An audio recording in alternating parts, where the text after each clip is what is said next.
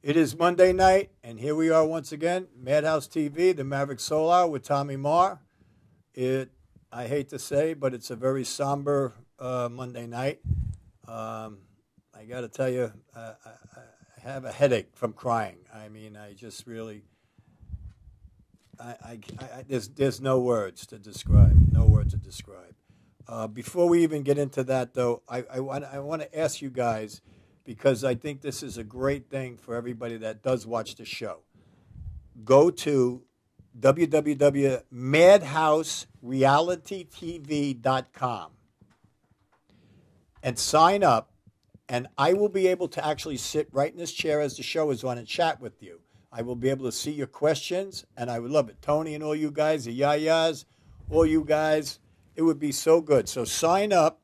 You can type in live as we're showing the show here, and we can have a lot of fun with some live talking now, you know, because I can see the monitor from here. So please go to madhouserealitytv.com. Sign in. It's not a big thing. Please don't tell me that it's such a hard thing to do. It takes 2 seconds to do it. And I really need you guys because it's going to make the show a lot better, and it's going to be able for you guys to interact with me and give me some ideas and some things of, you know, for future shows and stuff. And plus, we can have a pisser here talking. So that's as far as I want to say with that. I also hope that everybody enjoyed. I mean, we had thousands upon thousands of people watching the Hendrix show last week. It was a major success. There will be a part 2 to the show. We didn't even get in half of the interviews. You will thoroughly enjoy part 2 of that show, and I can't wait to get that together for you. I don't know exactly when we're going to do it because we got Christmas coming up and then New Year's and everything, and they're all on Monday. So I believe on Christmas Eve we're going to probably run the show. I know not many people are going to be watching, but we'll probably run the show of Tom and I on Tom's show up in Pearl River, New York, to make some money for the Sandy victims, which the town of Pearl River was very gracious, and they were so wonderful to us and to the people on Long Island and Jersey. I mean, it was a great experience to see that the real people are still around, you know. I just want to, I don't even know how to approach this, but the prayers and my condolences and my love, and I mean, I love kids. I coach Little League. I'm around them. I got 6 grandkids. I can't even fathom what these poor people, it just breaks my heart. I mean, I woke up at 4:30 this morning. I was crying by 4:35. It's really too much. There has to be something done. I mean, I don't care what you're hunting, unless you're hunting dinosaurs. I don't think we need automatic weapons in this country. I mean, I'm not saying maybe you don't, you know, everybody should have a right to have an arm, but you don't need something that can shoot 5,000 people in 2 minutes. I don't even want to get into that, though.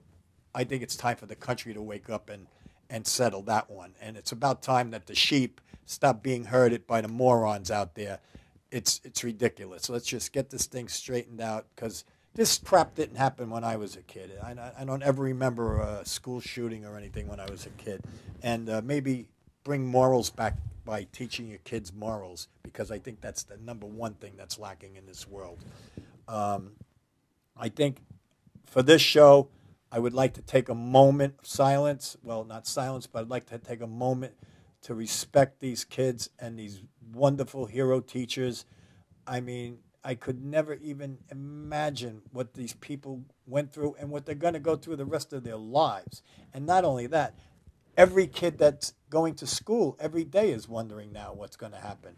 So out of just love for these people, and my heart goes out to them.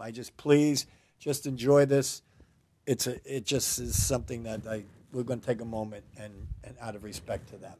So we'll be right there.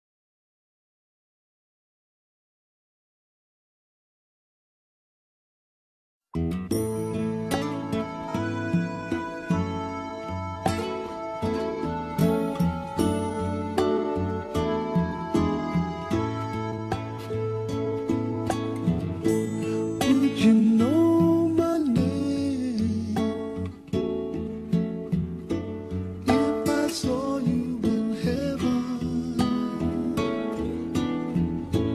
Would it be the same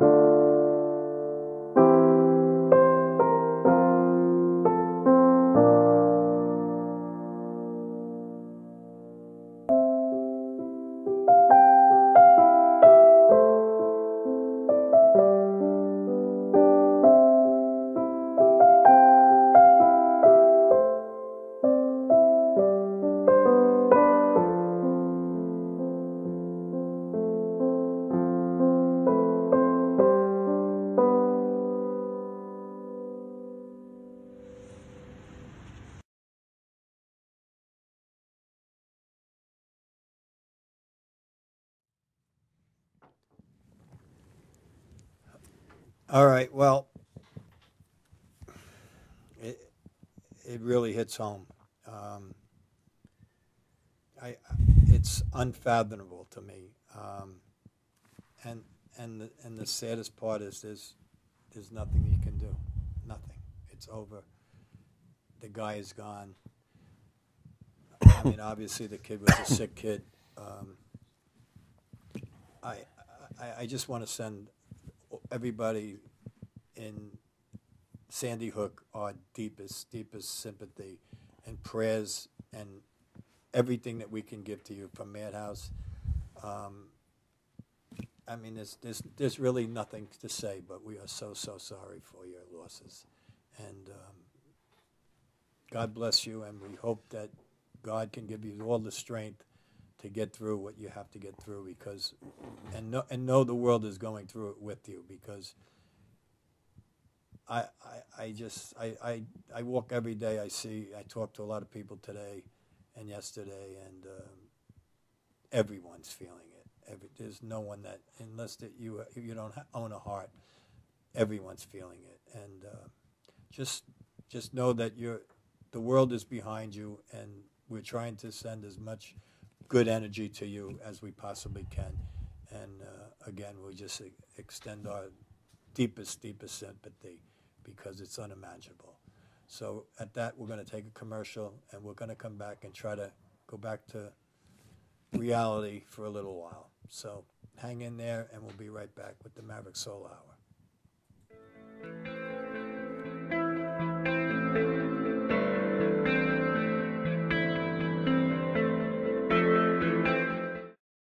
For professional motorcycle transport and towing, think Kickstart Fabrications Motorcycle Towing. Proudly serving all of Long Island, we feature expert handling and 24/7 service. So send a limo for your toy with Kickstart Fabrications Motorcycle Towing. Welcome to Formula Auto Wash, where every day is a great day for a car wash. Open 7 days a week from 8 a.m. till 5:30 p.m. Sundays 8 a.m. till 4 p.m. Detailing packages for every budget, starting out at $29.99. 100% hand wash and detail centre. Hog's hair and microfiber brushes and mitts. Proudly using Ecolab Blue Coral soaps and waxes. Formula Auto Wash has served the community for over 30 years. Senior discounts all day, every day. Ladies' Day Wednesday, $3 off any wash. Early bird discount Monday through Thursday till 9:30 a.m.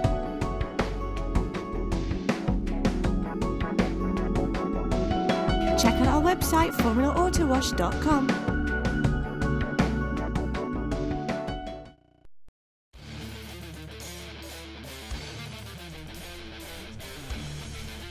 B&M Performance Cycles, 439 South Main Street, Messina, New York.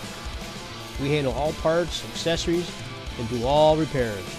We can custom build your bike for show or hot rod. We also do New York State inspections on all motorcycles. B&M Performance Cycles. Come see us today.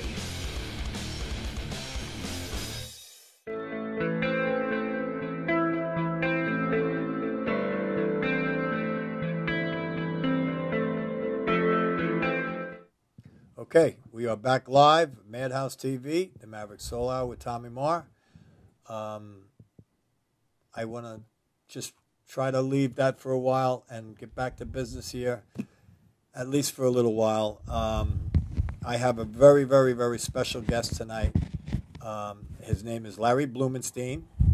He is a videographer. He has videoed some of the biggest, best rock and roll bands in the world. He currently works at B.B. King's in New York. He works at the Cutting Room, and many other big venues. This guy has stories from. Well, let me introduce you.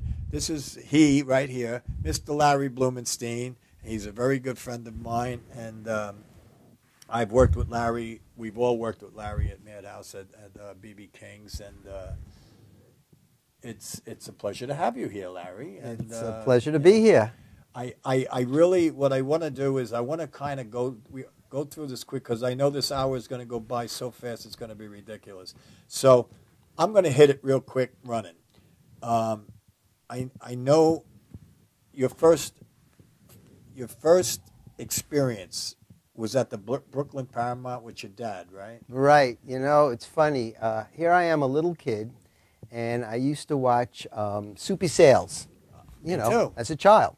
And Go in your mom's pocketbook and take out $1. Anyway, take all those green things. he came up with a hit called The Mouse, Do the Mouse. Right. And it turned out that he was joined Murray the K. Murray the K. He went on Swingin' Soiree. Went on the Murray the K show and played at the Paramount in Brooklyn. I talked my dad into bringing me down there. And interestingly enough, Little Richard was on the bill, and Jimi Hendrix was playing guitar for Little Richard in the background. And here I am, this little kid. Well, did you hear Leon? Well, you didn't see the interview, but Leon last week when we at B.B. King's in the interview, he said Little Richard fired Jimmy because he was too pretty. That's right. Well, that was my first exposure to popular music. Remember the Name Game, that song? Sure. That Name was the Alice.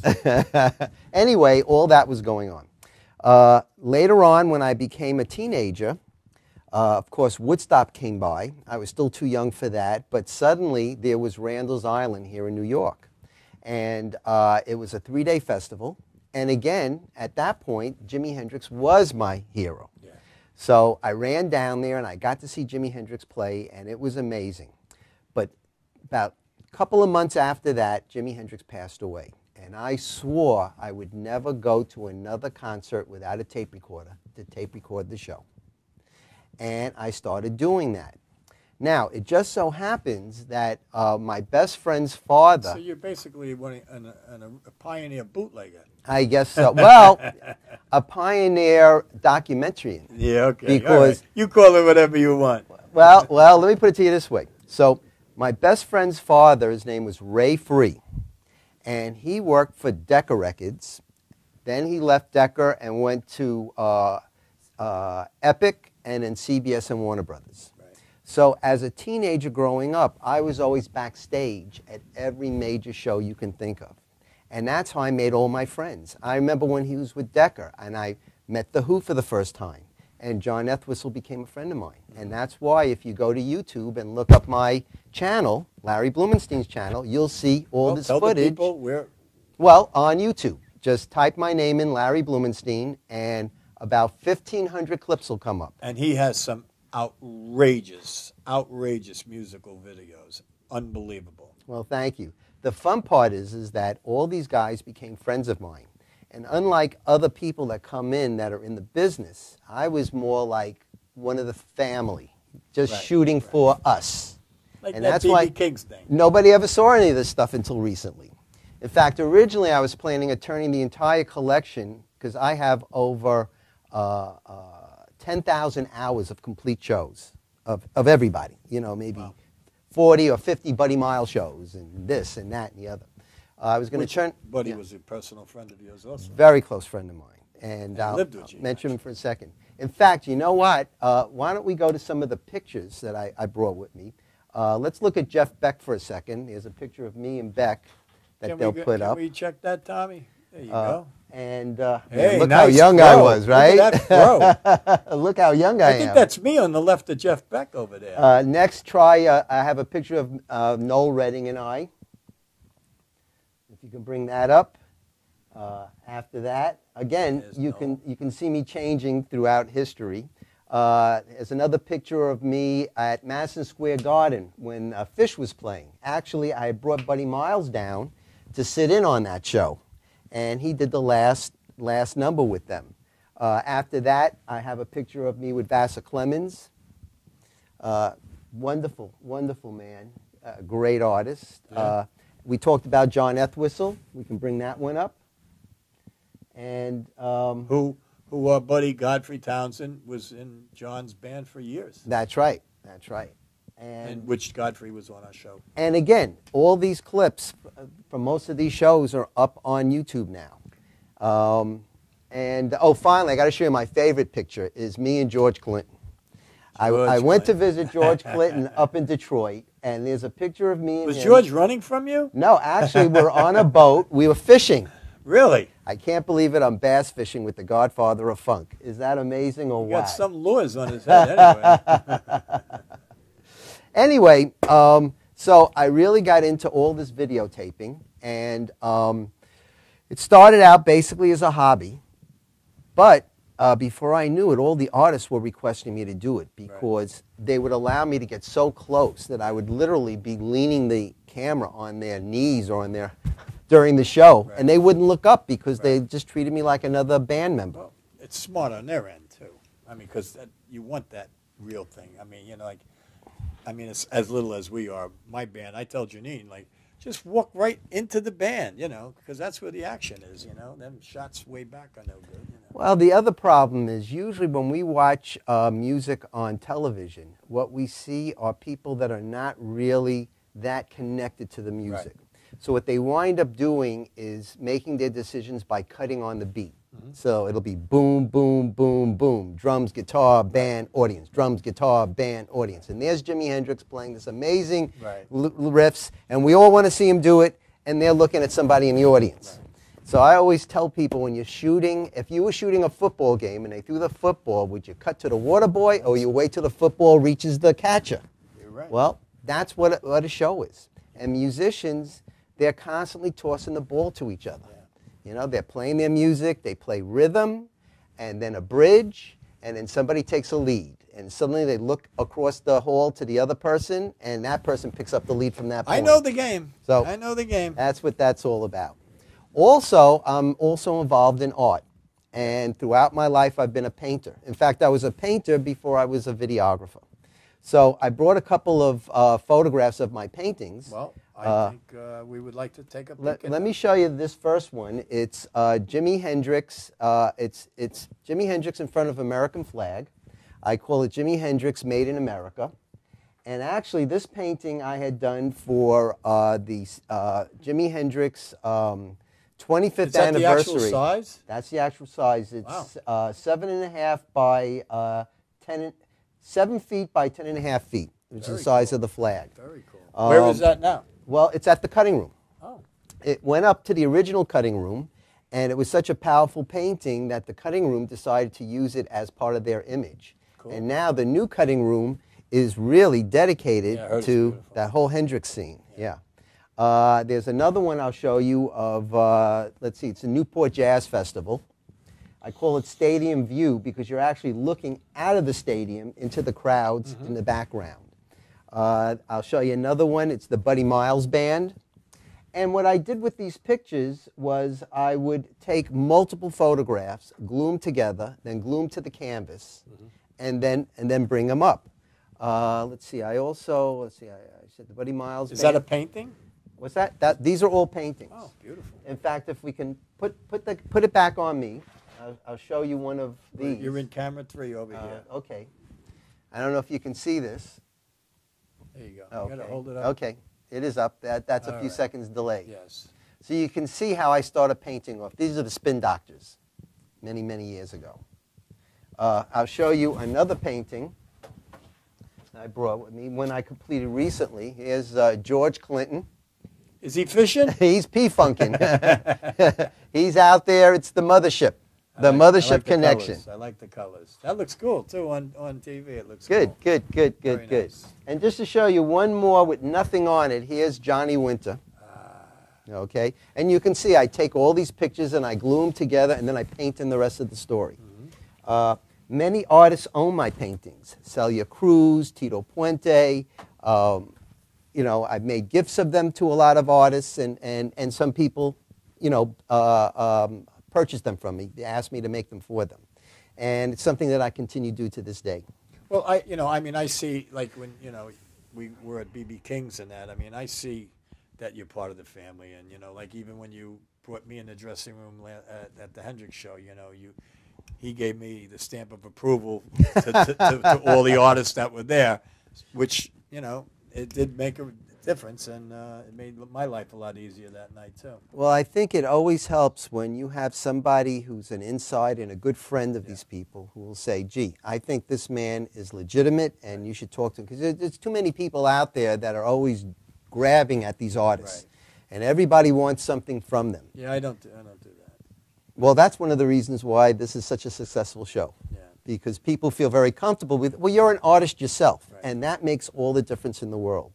But I have respect for them too. I mean, like when Vernon Reed from Living Color, like at the beginning, he said, I don't, I really don't want to do it. And I said, fine, hey, listen, I'm not, it's okay with me. And then Neville talked to him, and all of a sudden he came out and ended up actually being probably the best interview. I mean, he really got into it. He got deep, man. He got deep, and I was very interested because he talked about things that most people don't talk. He was talking about the lyrics, Yeah, yeah. It was very heavy and very cool. I really dug that, what he had to say, and how he said that everyone has a Jimi Hendrix in them. You just have to find out what your Jimi Hendrix is, which I thought was very cool too.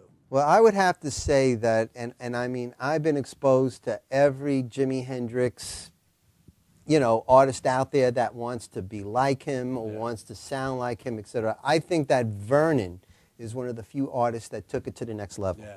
I call him the Charlie Parker of Jimi Hendrix because he throws in way more notes than Jimmy ever did. But it's all with the same heart and soul that Jimmy Mr. had. Hansen there too. Randy Hansen, I mean, he's been doing this his whole life. Yeah. I was. What a great guy. What a great guy, man. Really, what a gentleman. What a good guy. I picked him up at the airport to bring him up to the hotel before the show. It was like a 40-minute drive, so we had a chance to talk. And I turned to Randy and I said, Randy, how come after all these years you never put out any of your own music? And he said, Larry, he said, I can write my own music, and I have. He says, but he says, my heart was so taken as a child by Jimi Hendrix. You can see it. That he said, lives it. all I'd be doing is just a poor imitation. I'll tell you. I got to tell you. I don't want to cut you, but no, I got to that's tell fine. you, we were backstage at the Hendrix show, and Janine actually said, "Look at this." And I walked around in the back of the stage, and the stairs going onto the stage. He was standing like about 3 steps up, watching one of the bands performing, but he actually looks like Hendrix. He had the hat, he had the whole, and it was so eerie because it actually looked like Jimmy's was there watching. It was, I mean, I don't know if Janine's in here, but it was amazing. I mean, and I tried to get the picture, and he turned around once, and I just couldn't really get what I was seeing. But it was like his spirit was there, and it was him. It was kind of freaked me out, but in a good way. It was pretty cool. So, Jimi Hendrix is, he is a reference point in music history.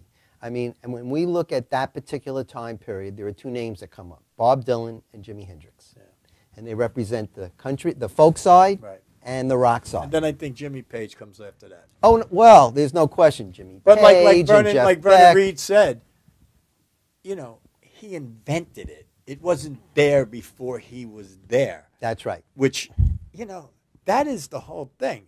I mean, it wasn't like, well, I'm going to do a little of this and a little of that. I'm going to take this and that. He invented that. That. Well, he started out as, like I said to Vernon, I said it was like, a different planet, He started out, he was more a feedback artist. Yeah. I mean, that was his thing. And you got to remember that when he hooked up with Mitch Mitchell, who was a jazz drummer, and took the jazz and the rock and put it together, that's how he developed acid rock. Who tried to pick up my girlfriend right in front of my face, too. I got news at the Beacon Theater. I couldn't believe it. I said, are you kidding me? And Noel, of course, I mean, he was just such a gentleman. I'll tell you a quick story.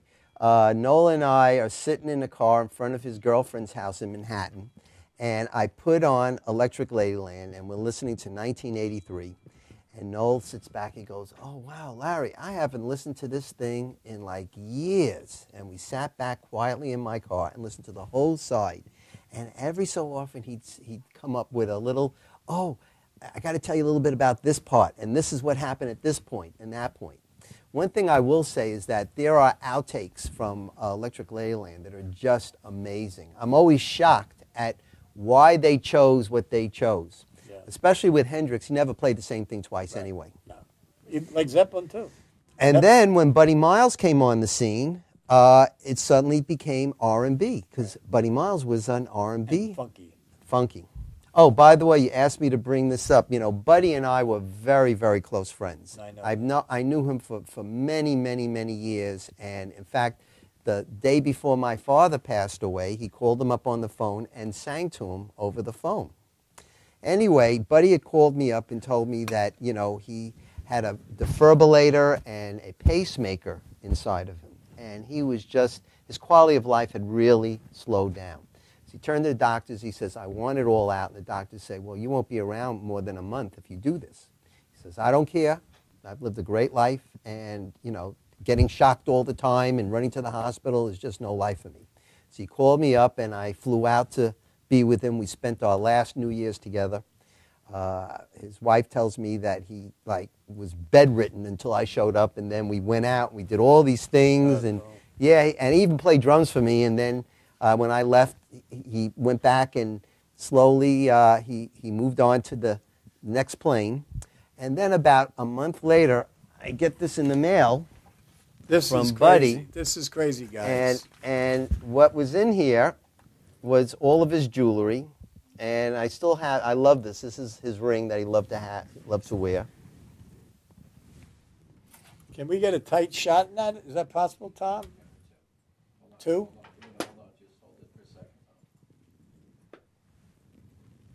I don't know how tight we can get it, but.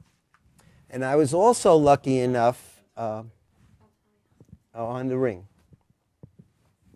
And I'll also let everybody know that he was a very prolific writer, and he wrote songs all the time. He used to carry a suitcase with him, or rather a briefcase, full of all of these songs that he wrote that he never actually played, never actually produced. He just kept writing and writing and writing. Beautiful. So I was always afraid that he would lose it, because throughout the time, all this moving around and stuff, things would disappear. So I actually Xeroxed a book worth of his original songs and poetry. Oh. And I also have a number of sheets of his handwritten stuff that I keep safe away. And one of these days, I want to release it, put it out as a book, or maybe just put it out on Facebook or something like that, so people can see it. Is his wife still alive? Yeah, Cheryl Lee Chambers. Yeah, she's still alive. I should say Cheryl Lee Miles. Right. You know, hopefully, I'm hoping one day that other musicians will take that poetry, put music to it, and help it to live on. That's a good segue to a future artist. I mean, Buddy Miles was like unbelievable. But we're going to cut to a commercial. I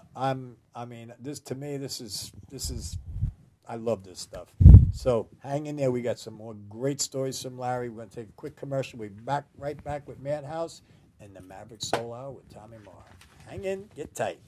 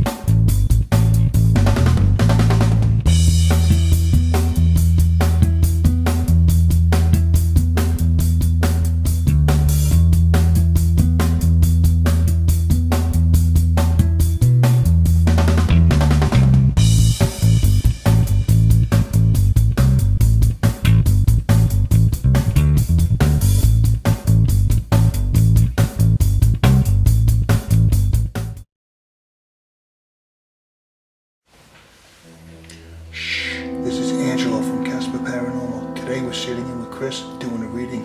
Let's see what's going on. Okay, I've never had a reading like this before, so just bear with me.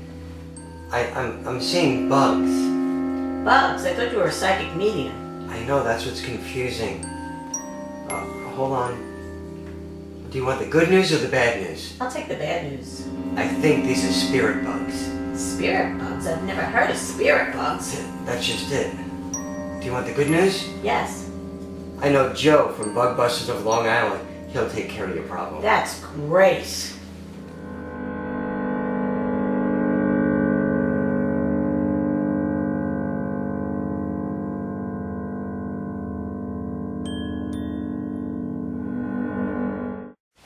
Hi, I'm Vinny, owner of VMD Electric. Family owned and operated since 1996, serving all of Nassau and Suffolk County. You can call us anytime, night or day, at 631-669-6915 for all your residential and commercial needs. Here are some photos of our current projects.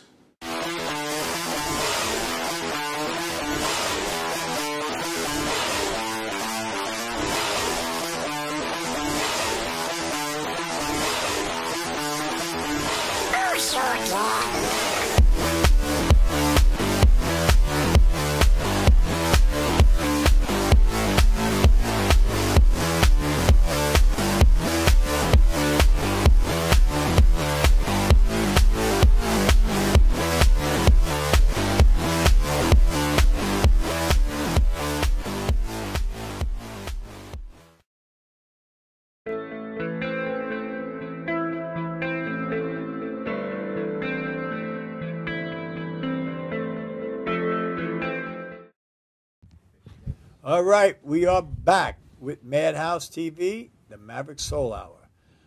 I really am a little confused why I'm not having my chat people getting on here. I mean, like, where's my Detroit people and my LA people and my Orlando people? I want to be watching you talk to me here. Come on, we got a new thing here. This is great. We can talk as we talk live. So jump on there, Mad. Right? What's that? What? Oh, we're not mad, right? No, we're not Okay. mad. We're just Madhouse. Wow. All right, so now getting back to Larry. Getting back to Larry.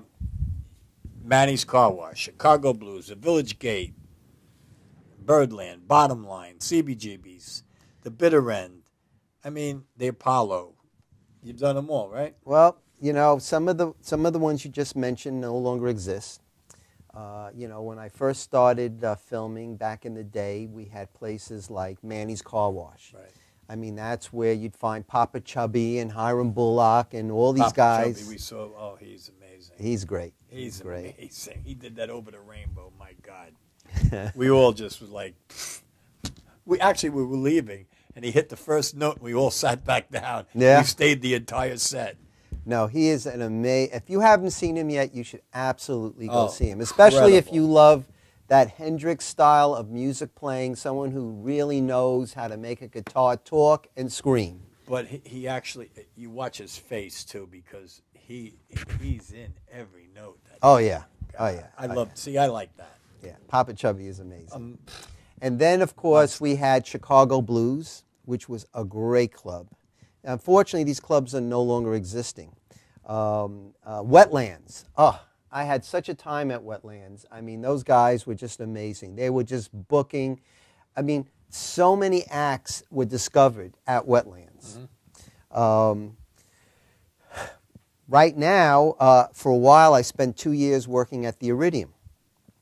Probably the best 2 years to be there, because I had gone in there when Les Paul was still alive. He passed away. Right.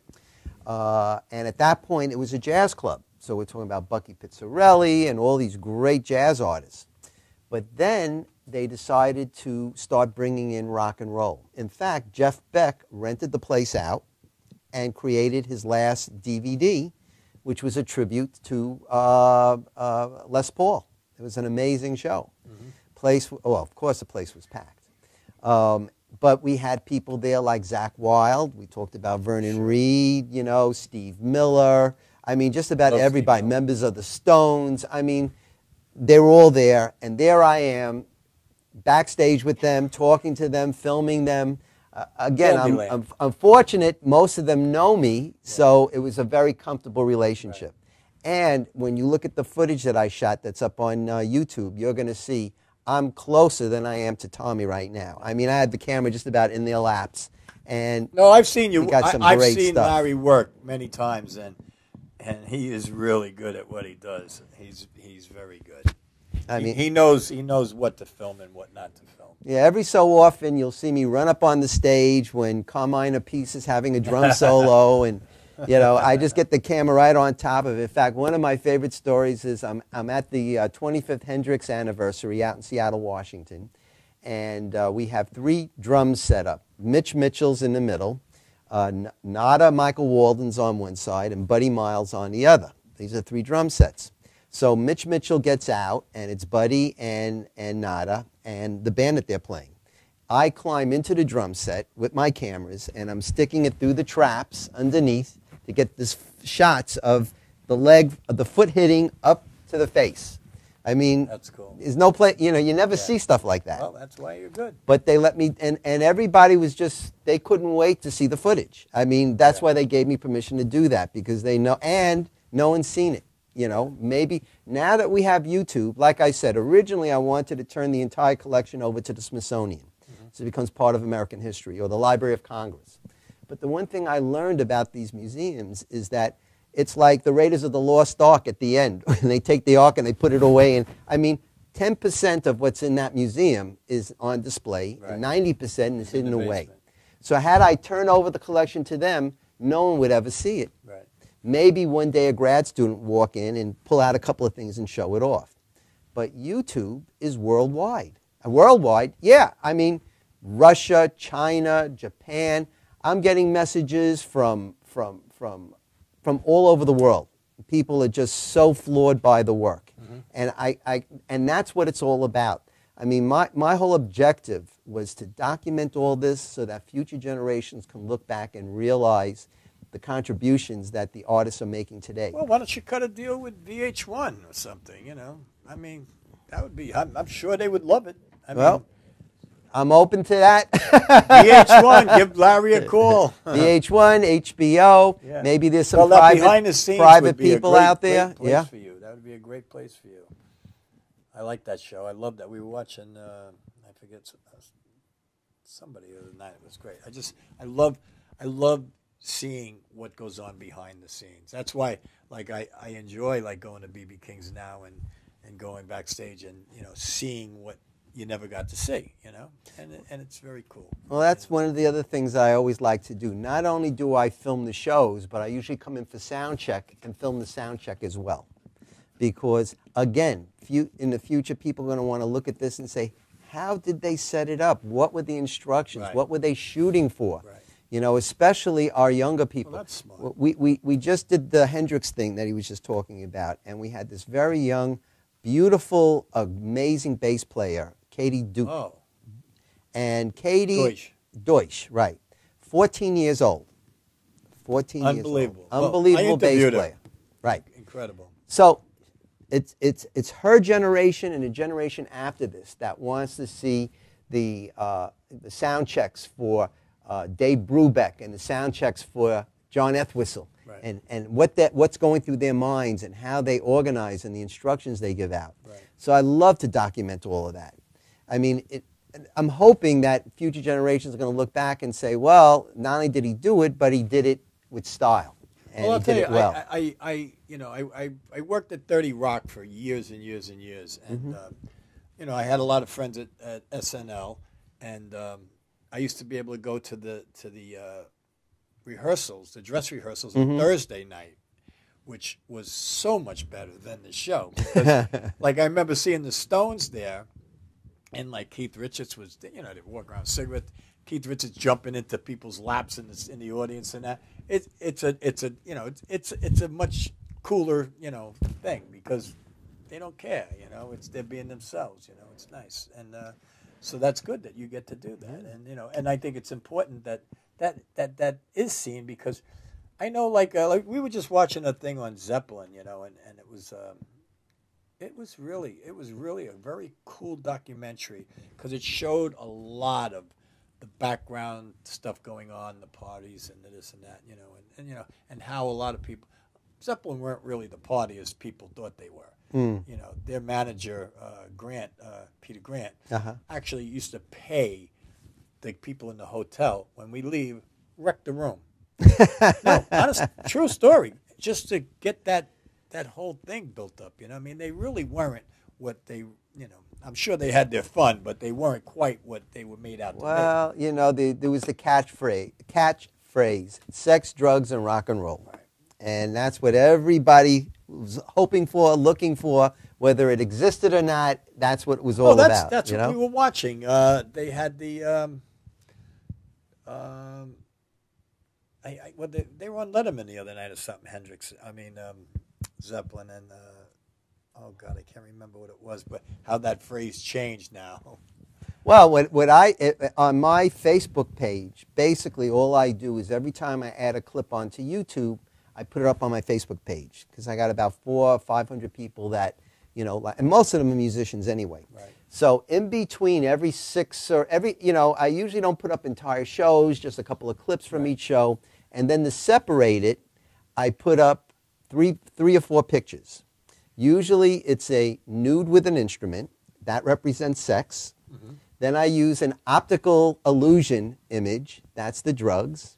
And then the rock and roll is usually a little dog or an animal playing an instrument. And then just for the fun of it, I'll throw some public person, either an actor or a politician playing an instrument, and put it on it. And that's my sex, drugs, and rock and roll in between all the video clips. Just for fun. For fun. Hey, if you're to run in the mill and do what everybody else does, you don't stand out. I mean, and that's why you stand out. And I think you're excellent at what you do, and I think it's really great. And also you will be working at the cutting room now. Oh yeah. Well, now my new home is the cutting room. Like I said, I spent 2 years at the Iridium, but now hang out. One second. We're going to go to a quick commercial break, and we're going to come back. We're going to talk about the cutting room with Larry Blumenstein. So hang in there. Stay tight. This is cool. Be right back with the Maverick Soul.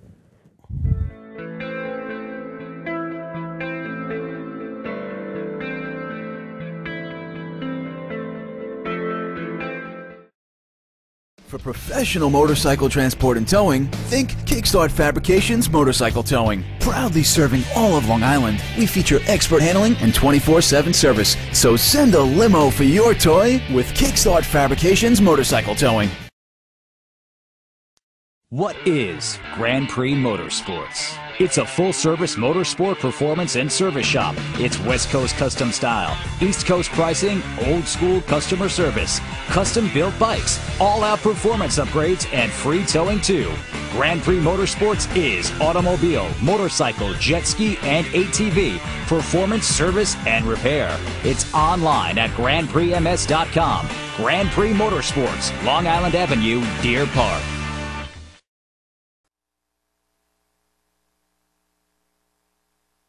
Suffolk County Gold Refinery for the highest paid prices for your gold, diamonds, and jewelry with cash on the spot. Visit their showroom for unbelievable prices on fine jewelry and engagement rings. 71 Millbot Boulevard, Farmingdale, 631-777-CASH. Suffolk County Gold Refinery for the highest paid prices for your gold, diamonds, and jewelry with cash on the spot. Visit their showroom for unbelievable prices on fine jewelry and engagement rings. 71 Millbot Boulevard, Farmingdale, 631-777-CASH. For the highest paid prices for your gold, diamonds, and jewelry with cash on the spot. Suffolk County Gold Refinery, 631-777-CASH.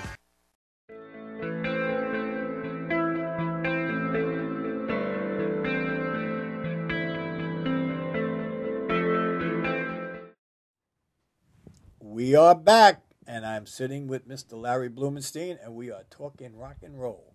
This guy has videotaped and took pictures and has been behind the scenes and stage of everybody you could imagine. The list just goes on and on and on. And like I said before, you want to check out some really cool videos, go on Larry Blumenstein on his YouTube channel, and you will see some amazing work. Amazing. But getting back to the cutting room. Well, that seems to be the Hot venue in New York now. Well, I mean, I heard it's absolutely beautiful. The old Cutting Room was the hottest club in New York. I mean, everybody was running down there. Yeah, we were supposed to play there on St. Patrick's Day, and we had to cancel it the day before. Wow. I'm still pissed off. That's probably well, 8 years ago. we'll book you for this Patty's Day. I'm ready. There you go. In fact, let me just put a shout out to Steve, who runs the Cutting Room, Steve Walters, but more importantly, any bands that are out there that are interested in playing at the Cutting Room, you just need to contact Adam Sands at Sands, that's ASANDS, at nyc.rr.com. And just contact him. He'll get back to you because the club is open now. It's running. They got a bar. They get the liquor license? They got their liquor license. They got a bar that looks like a Fender Stratocaster guitar cut out of a single piece of wood. I heard it's absolutely magnificent. They got a chandelier with like 30 strats on it, just wrapped in stained glass. You can see my Hendrix painting there because it's there as well. Well, actually, I think I'm going to be there on January 3rd with Leslie Gold for the Gong Show. Oh, there you go. Yeah, so I'm going to do a few interviews with Michelangelo after the show, I believe. But while I'm here, I might as well give Leslie a boost, and don't forget to watch the Gong Show with Leslie Gold at the Cutting Room. Also, I was going to mention a story about Stanley Jordan. I thought that you might find interesting. You know, Stanley and I are old friends also. Buddy Miles, Stanley Jordan. I could drop a whole lot of names. When these people come to New York, when they come to New York, they usually stay with me at my house because we're just old friends. Anyway, one day Stanley... And you're close to the airport. That's right. Very close. And I got the Long Island Railroad a half a block from my house. So they don't even need me to get into the city. But more importantly, so Stanley comes to me one day. He goes, Larry, I want you to film me. And I go, well, what's new? He goes, no, downstairs in your living room. I go, okay, what's up? He goes, just come downstairs. I set up the camera. He takes a metronome and puts it on the side. And he starts to conduct. And he's just going like this into the camera. And I'm filming it. Okay. And we finish, and we go upstairs, and we start to tweak it. He takes it in the next day into the studio. He puts it on a screen in front of an orchestra. He steps into the orchestra, and he's conducting himself and the orchestra from what we filmed in my house that day. See? Now, that's imagination. That is amazing. But that's imagination. See, I like, that's a Hendrix thing. Yeah, to be able to, to see it and know it's right. Well, that's what geniuses do. They see things that other people don't see, and that's what works. And I'll tell you one other fun story. He has a girlfriend who is a massage therapist, works in a hospital. So he's very into music therapy as a medicine. So he started developing a style of playing guitar for massaging, but not something you put on a CD. It has to be live. And he goes, Larry, I want to give you a gift for all the times that I've stayed with you. So how about you call up your friend to come down and give you a massage, and I'll play guitar for you while it's happening. And we did that.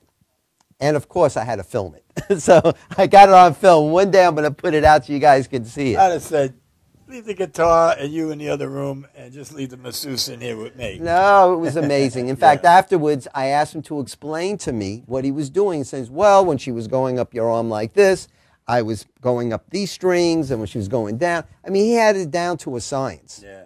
That's Stanley Jordan. I mean, we're talking about a genius here, a guy who can play piano and Absolutely. guitar at the same time. Yeah, it's amazing. It's amazing to watch him go. Another thing, though, I'd like to bring up is that, another big reason why I picked music and I'm so focused on music is because I believe that music is the one language that this world can actually use to bring peace, understanding, and tolerance to the world.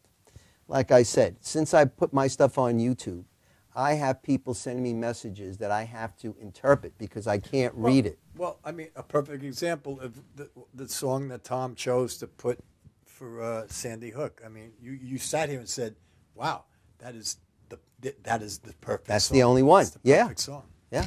I mean, Clapton lost his son, And it drove him to get this message out. And when everybody heard it the first time, we all cried, and we're crying now with it. Yeah. But I believe that peace and understanding can, I mean, regular language just breaks down. People don't listen to each other. Oh, They're, especially nowadays. It's like that Tarantino movie where she goes, are you listening or waiting to talk? And he goes, I'm usually waiting to talk, but I'm trying to listen more. People don't talk at all anymore. They text. But even music, if they're sitting next to each other, for God's sakes. It is the most basic thing. I mean, when a child is born, it doesn't matter what language you hear a mother go. They always go, baby, baby, whether it's in French, German. And that's why they sing lullabies. Just put them to sleep. And when we pray to whoever we pray to, we sing it. And the Lord seems to love music above all other things. Yeah. And so I realize that there's a lot of music out there that is on the opposite edge of a sword. It's like two sides of a sword, you know. I mean, there's two edges, and there are things that are bad. There are skinheads out there that are making songs that are bad. Right. But the bottom line is that music can bring understanding. Music can bring us together. Well, I'm an original Woodstocker. I was at 69, and I'll tell you, I live it every day. It's a part of me and will be till I'm dead. I mean, there's not a day that doesn't go by that I don't think of something or are reminded of something, and it's all good things. There was no bad things at Woodstock. There was nothing bad. No. Nothing. And I know we are going to have to wrap this up. We're getting real close to the time. I can't thank you enough, Larry, and I definitely want to do a part 2 with you. I mean, I know we got a lot more in there, and we're going to be working a little bit together. I know that, and I would love to have you back. I hope you will come back. Oh, absolutely. And absolutely. I mean, everybody here loves having you. The guy is a phenomenon at what he does. He's great, and he's in that inner circle with the rock stars and that, and he's just a great guy. And I'm proud to call him my friend, and I'm glad that he's here with us. And I hope that we can get him back, and I'll get him back. I promise you. I do want to throw out one little quick thing.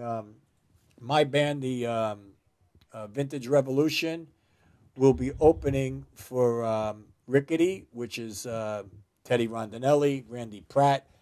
So you got half a Cactus there, you got half of the Vanilla Fudge there, and we're going to be playing the first Saturday of January over at the Blue Parrot in Massapequa, New York. It is going to be an unbelievable show. I mean, really, I can't wait for this one. And maybe, Larry, you should come down, too. I think I'll come and film it. Yeah. Why not? We'll both film it. There you go. So, again, I just want to thank you. And all of us from Madhouse, we can't possibly say enough and send enough love to all you people at Sandy Hook. Our prayers are with you. Our spirits are with you. All the good vibes that we have in our souls are with you. And my heart bleeds for you. And I'm going to leave it at that before I lose it again. So, Larry, thank you so much. Thank you for having me. It was a pleasure. And God bless you all. Have a great week. Have a safe week. Hug your children. Get them off those video games with blowing people up and killing people. It's all part of the bad game. So have a great week. Bless you all. And I want to see some more people tuning in here and join. Get on that site, Madhouse Reality TV. .com. And Charlie Maloney, shout out to you, my brother. You are a true one. Thank you, guys. Have a great week. Next week, Madhouse. We'll see you at the Maverick Soul. Thanks for watching.